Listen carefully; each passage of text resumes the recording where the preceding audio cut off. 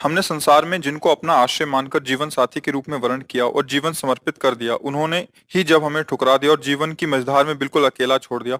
इतना सब होने पर भी उनके प्रति अति मोह आसक्ति खत्म होकर सिर्फ और सिर्फ श्री जी के चरणों में कैसे लगे। एक बार मार्कंडे जी के आश्रम के पास सुरथ नाम का एक वैश्य और एक राजा दोनों आपस में मिले। तो राजा से पूछा, आप जंगल में यहाँ कैसे? कहा, मेरा राज्य छिन गया है, पर मैं वही राज सिंहासन, वही राजमहल, वही रानियां, ये हमारा चिंतन नहीं जा रहा है। मुझे राज्य मिले इस बात के लिए तो मैं दुखी नहीं, पर मैं अपने परिवार को नहीं छोड़ सकता। और रोने लगा। फिर पूछा, आप क्यों इधर जंगल में? तो उनका, मेरे बेटे ने मुझे पीट के निकाल दिया, सारी संपत्ति छीन ली, पर मेरा मन उसी के लिए तड़प रहा है। वो भले मुझे पीटे, पर मैं अपने बेटे, बहू, परिवार को नहीं छोड़ सकता। बोले, तो बड़ी विचित्र हम दोनों की दशा है कि वो हमें छोड़ रहे हैं, हमें ठुकरा रहे हैं, और हम उनके लिए रो रहे हैं। ये क्या है? तो राजा ने कहा, पास में मार्कंडे जी का आश्रम है, हम लोग उन महापुरुष के पास चलते हैं और अपना निवेदन करते हैं। तो जाके प्रणाम किया और अपनी बात दोनों ने रखी। तो मार्कंडेय जी ने कहा, ये भगवती माया का प्रभाव है। अगर भगवान की ऐसी प्रचंड माया ना हो तो सब परमानंद में मगन हो जाएं। ये माया ही, वो हमें धोखा दे, वो हमें ठुकराए, पर हमारा मोह, हमारी ममता उससे बिलग नहीं होती है। अब उससे हटने का एक ही उपाय है, साधन को हरिभजन है, कै सत्संग सहाय। अगर हम सत्संग सुने तो सुनते सुनते बुद्धि पवित्र हो जाती है और फिर निश्चय होने लगता है। आप जिनके लिए रो रहे हैं, जिनकी बुद्धि पावन हुई, उन्होंने तिरस्कार पूर्वक छोड़ दिया। रत्नावती जी, भक्तमाल में चरित्र है, पढ़ लीजिए। रत्नावती जी पूरे रानी के जैसे सुख होते हैं वैसे ही रानी थी, वैसे ही सुख में मगन थी। कोई हरि भक्ति, कोई भजन, कुछ नहीं। और राजा भी अत्यंत प्यार करते थे। पर दासी, वो वृंदावन आती थी और संतों का संग करती थी, सत्संग। तो उसके हृदय में गोविंद के चरणों में प्रीति उत्पन्न हो गई। वो रानी के कभी पैर दबा रही होती तो एकदम बोल पड़ती, हा कुंज बिहारी, हा गोविंद। तो रानी सावधान होकर देखती, तू रहती तो मेरे संग है, मेरी निजी दासी, अंग सेवी। ये कौन है कुंज बिहारी, कौन है गोविंद? किससे तू प्यार करती है? आज तक मुझे नहीं बताया। हमारे यहाँ की दासियां तो आजीवन समर्पित अंग सेवी होती हैं, ये क्या? तो मुस्कुरा दी, बोली, महारानी आप अन्यथा मत समझना, ये कोई व्यक्ति नहीं हम जिससे प्यार करते हैं। नहीं नहीं, तू पूरी बात बता दो, मत सुनो, मत सुनो, नहीं किसी काम के नहीं रह जाओगे। और रो पड़े। भगवान का जो प्यार होता है ना हृदय में, वो अलग कोटि का होता है। वो बस मत पूछो, आप मत पूछो। अब तो और आकर्षित हुई, नहीं नहीं आप बताओ ना। तो जब बैठ करके भगवत चर्चा, उनकी रूप माधुरी, गुण माधुरी, अब वो तो इतना उसके हृदय में अच्छा लगा कि पैर दबाने से हटा के सिराने बैठा लिया। देखो तुम अब वहां नहीं, अब यहां बैठ के केवल हमें प्रभु की बात सुनाओ। इतना रंग चढ़ा कि हृदय विकल हो, उनका कैसे दर्शन हो सकते हैं? गोविंद के कैसे दर्शन हो सकते हैं? बिहारी जी के कैसे दर्शन हो?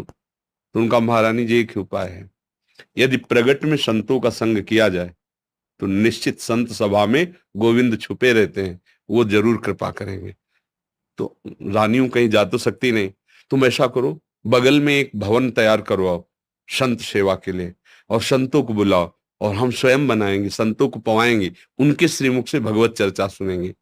उस समय दिल्ली में बादशाह के समीप विराजमान थे माधो सिंह, उनके पति का नाम था। अब रानी का हुक्म, महल के निर्माण हुआ, पास में संतों, और खिड़की से वो दर्शन करती, फिर सुंदर भोग पधराती, जाके सब संतों को पवाती।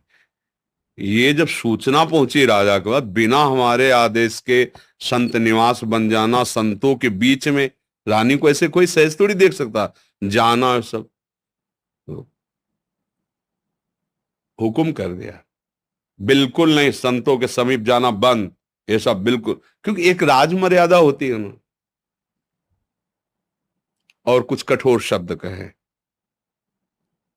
तुरंत नाई को बुलाया, अपना मुंडन कराया और संतों के बीच में बैठ गई। बोले आज से राजअन्न का त्याग। अगर मैं कहीं रानी हूं, कहीं भी किसी भी अंग में, मैं उसे रानी नहीं रहने दूंगी जो मुझे संत और गोविंद से दूर कर दे। कदाप। ये जब सूचना पहुंची को तो मुड़ मुड़ा के बैठ गई। सोचा ये तो मतलब भारी के भारी अपमान, इससे ज्यादा क्या हो सकता है। अगर मैं मारता हूं तो प्रजा विरोध में हो जाएगी, इसलिए इसको मारना तो है। बोले एक जंगली सिंह लाओ और छोड़ दो, तो संतों को, रानी को, सबको मार डालेगा वो। ऐसा ही किया गया। सैनिकों ने जैसे चारा रख के, बकरा आदि रख करके पिंजड़े में सिंह को बंद करके लाए और दरवाजे पे को, वही दासी जो उनकी गुरु थी, वो आरती की सामान दे रही थी और पूजन की थाल लेकर वो ठाकुर जी का श्रृंगार कर। दासी ने कहा महारानी सिंह। जो ही पिंजरा से खोला गया तो ऐसे मुड़ी, उनका सिंह नहीं नरसिंह, भगवान पधारे थाल लेके। सिंह ऐसे जैसे कोई गाय ना, सीधी गाय हो, ऐसे तिलक लगाया, आरती की, प्रणाम किया। ऐसे सब देखते रह गए। फिर लौटा सिंह को मारी छलांग, तो जो ऊपर बालकनियों में खड़े देख रहे थे ना मानसिंह के आदमी, फाड़ के फेंक दिया और गुर्राता हुआ भाग गया। अगर हम अपनी भक्ति के रंग में आ जाए तो फिर हमारा ये माया मोह संसार नष्ट हो सकता है। अन्यथा हमारे शब्द तो जरूर अच्छे नहीं लगेंगे, पर सही पूछो तो कृपा है जो असलियत का पता चल रहा है।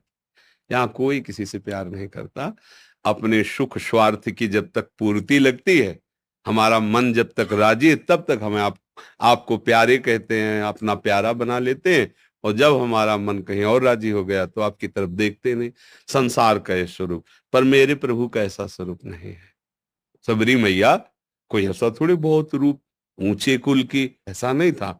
सबर जंगली जातियों में आती है उनमें, लेकिन भगवान की भक्ति से बड़े बड़े ब्रह्म ऋषियों के आश्रम में भगवान नहीं गए, सबरी माता के। भगवान ये सब संसार यही सब देखता है, तुम्हारा रूप, तुम्हारा गुण, तुम उसके काम लायक हो कि नहीं हो। अगर स्वार्थ की पूर्ति लायक नहीं हो तो कोई भी हो, हट जाओ या वो मार डालेगा। संसार का स्वरूप है, कोई न कोई नाटक करके तुम्हें नष्ट कर देगा संसार। लेकिन हमारे भगवान कैसे भी नीच, पतित, अवगुणी, कुरूप, बिल्कुल मूर्ख कैसा भी हो, भगवान उसे अपनी गोद में ले लेते हैं। तो एक ही उपाय है, भगवान के चरणों का आश्रय लेना, वही परम पति हैं। देखो मीरा जी ठसक से कहती, मेरे तो गिरधर गोपाल दूसरा न कोई। और ये कभी धोखेबाज नहीं है, कभी धोखा नहीं।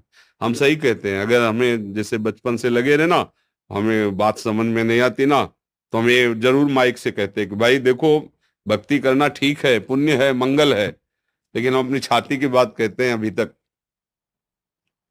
कमी हमारी और कृपा उनकी डुबो रही है। बस अगर कहीं कमी है तो हमारी कमी है, उनकी तरफ से कृपा ही कृपा, दुलार ही दुलार है। ये सच्ची मान लो। अगर कोई प्यार करने वाला है तो प्रभु है। आप कहोगे दिखाई नहीं देते हैं, आपने अपने को देखा है क्या? अगर प्रभु से देखने पर ही प्यार करते हो तो आप अपने से प्यार करते हो ना? देखो ना, आप अपने से प्यार, आपने अपने को देखा है क्या? आप तो शरीर को देख रहे हैं, बिना देखे भी आप अपने को बहुत प्यार करते हैं। आप अपने आप को बहुत प्यार करते हैं। अगर ये पता चल जाए कि हाँ कैंसर हो रहा है और आपको क्षति पहुंच जाएगी तो आप यहां से कटवा देंगे। अपने आप से ज्यादा प्यार आप किसी को नहीं करते, टांग कटवा देंगे आप। अगर ऐसा लग जाए कि अपने को बहुत अशांति, जीना मुश्किल है, अब क्या करेंगे, कैसे मुंह दिखाएंगे, तो आप जहर खा लेंगे, फांसी पे चढ़ जाएंगे।